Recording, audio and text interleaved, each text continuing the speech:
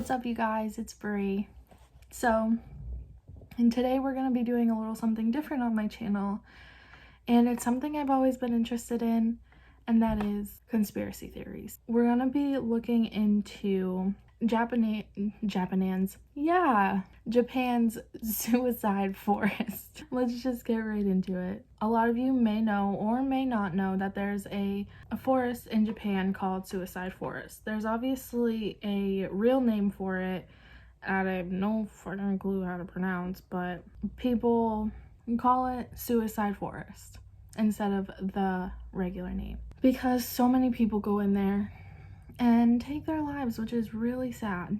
A lot of people may heard of it from Logan Paul's channel. He went in there, he filmed a dead body, and he got in really big trouble for it. That's no bueno. So let's just jump right into this. It's also called the perfect place to die. And the forest has the unfortunate distinction of the world's second most popular place to take one's life. The first is the Golden Gate Bridge, which is in California, I think. Since the 1950s, Japanese businessmen have wandered in, and at least 500 of them haven't wandered out, at an increasing rate of between 10 and 30 per year. Recently, these numbers have increased even more, with a record of 78 suicides in 2002. In 2003, that record was beat with a number of 105 bodies discovered. So people believe that the lives that were taken there basically haunt the forest and generate paranormal activity. And then it says, and preventing many who enter from escaping the forest depths. So basically what it's saying is the people's spirits that have died there have basically taken over the forest, and whoever enters, they stop from leaving there.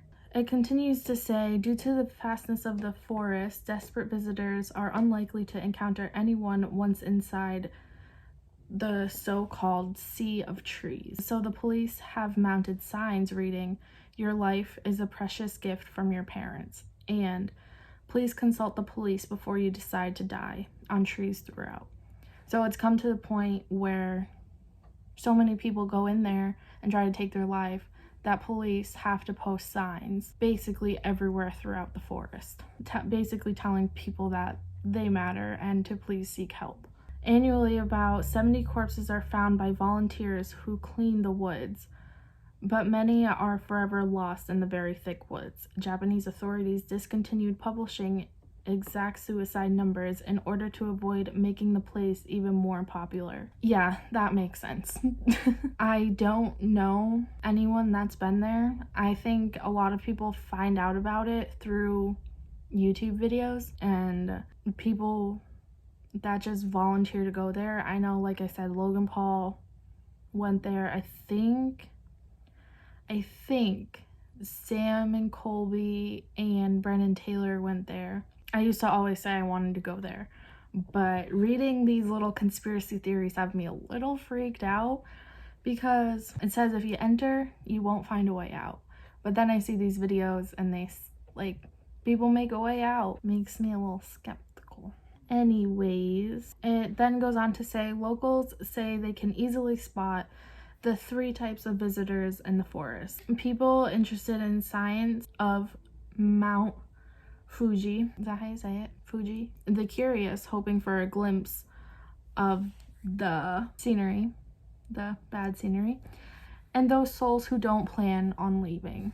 What those hoping to take their lives may not consider is the impact the suicides have on the locals and the forest workers. In the words of one local man, "It bugs the hell out of me that the area is famous for being a suicide spot." Yeah, that would bug me too.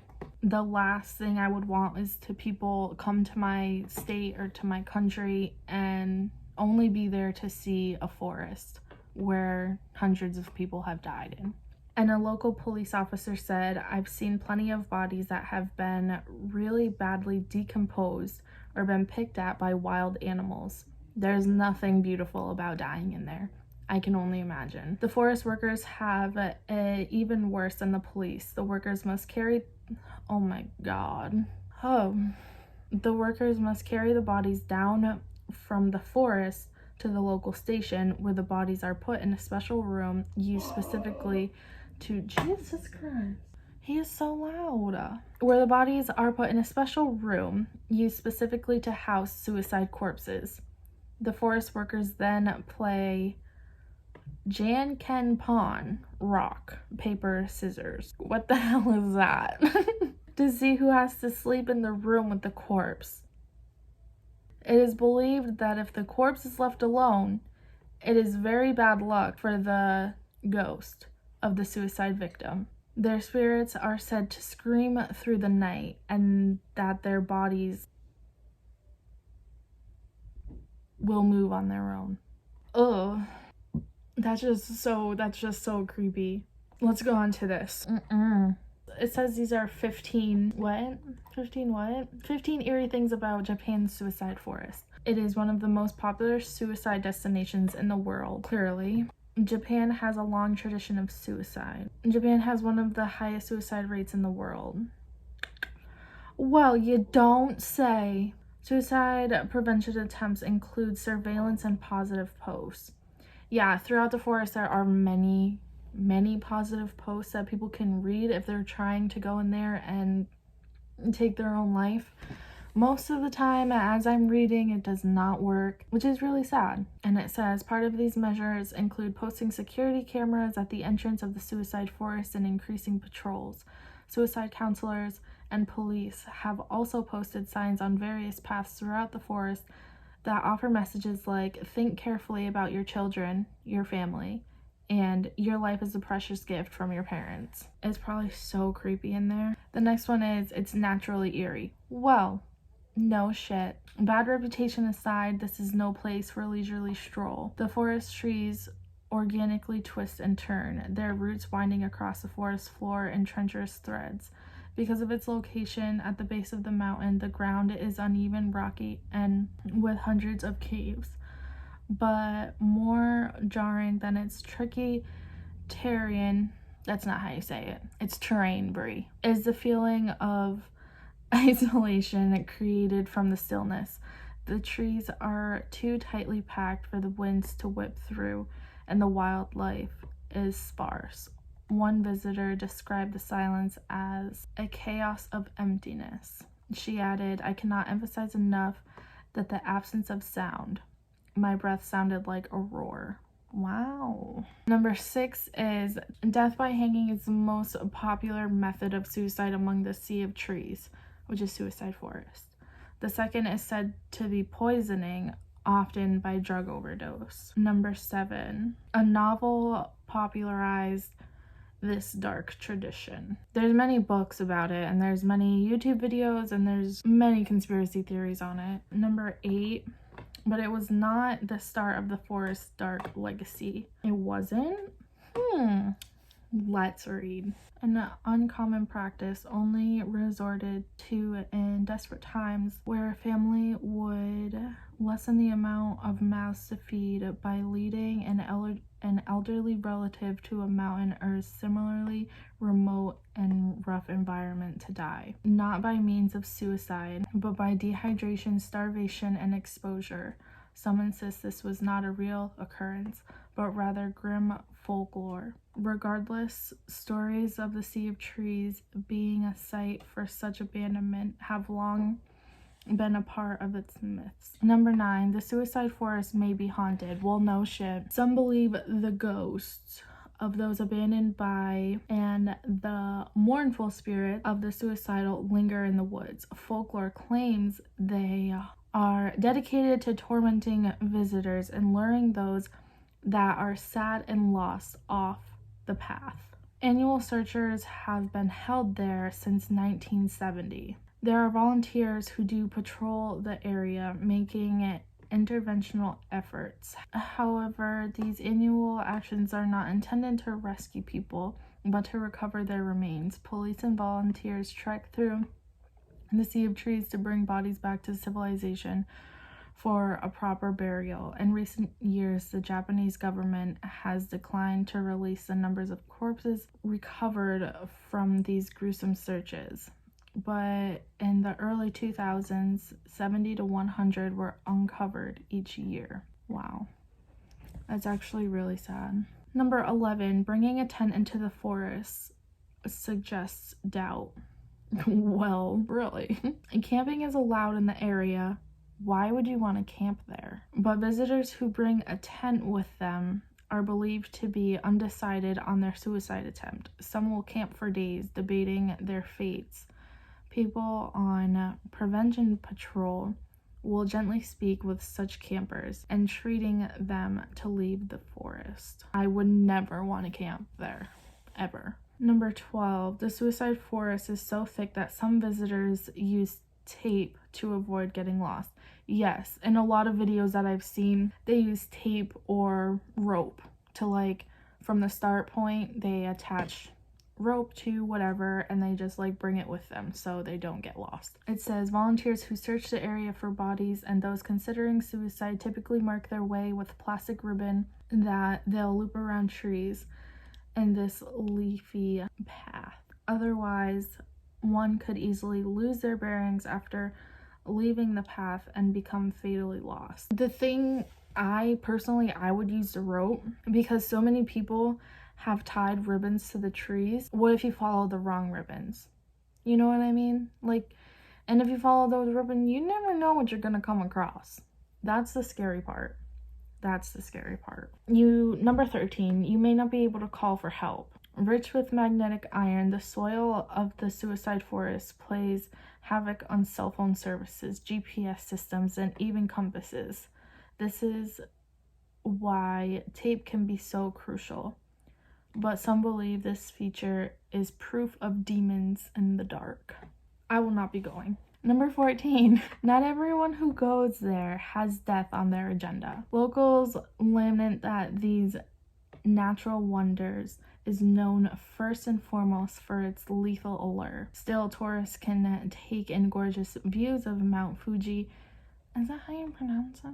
That doesn't sound right. Fuji? I don't know. I'm just gonna keep calling it Fuji. And visits highlights like the distinctive lava plateau, 300-year-old trees, and the enchanting... No, I have no clue how to say that.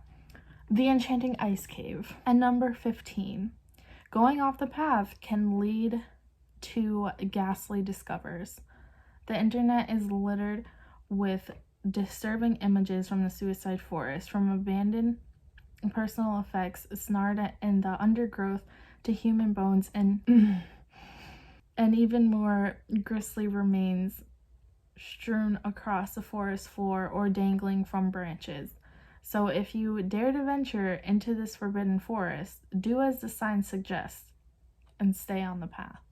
I said forever that I really wanted to go there, but I'm not so sure anymore. I mean, I guess it'd be like maybe a cool place to visit, like for scenery and stuff, because let's see some images. That looks a little scary. I'll post some on the screen. It literally comes up with Logan Paul. Your kid's a fucking idiot. Let's look at this one. There's shoes to be found.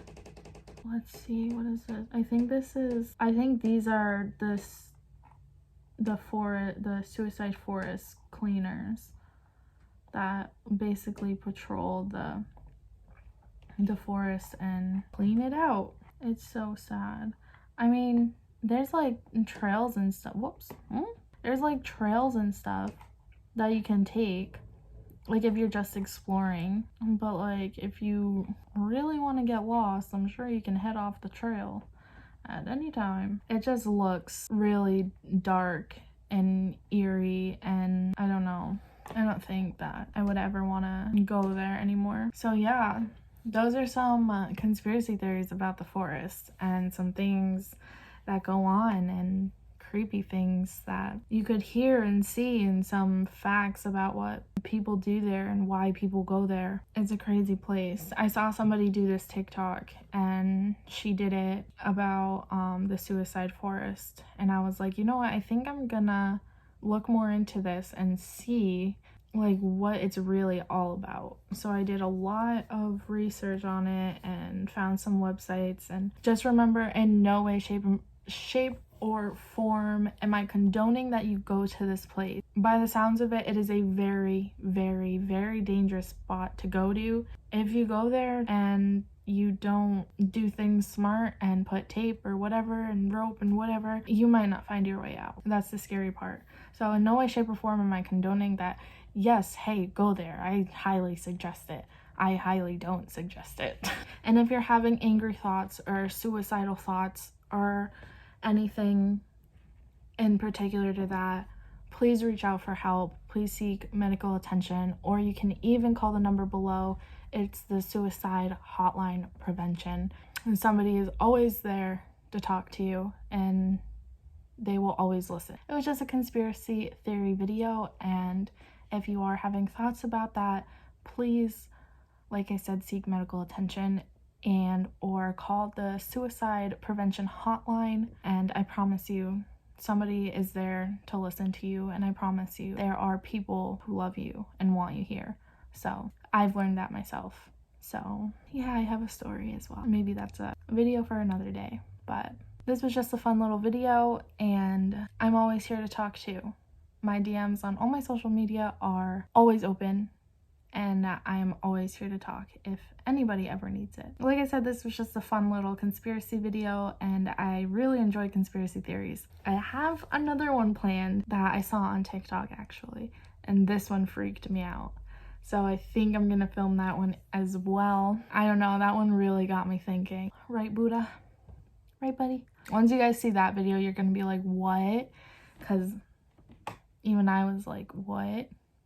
Anyways, thank you guys so much for watching. If you made it this far in the video, make sure you give it a big like, and make sure you hit that subscribe button and turn on my post notifications so you can see every time that I post. If you want, you don't have to. Comment down below on what you guys want to see next, and comment conspiracy theories that you guys have. This was really fun for me. Like I said, I love conspiracy theories. So make sure you hit that subscribe button and turn post notifications on, and I will see you guys soon. Bye.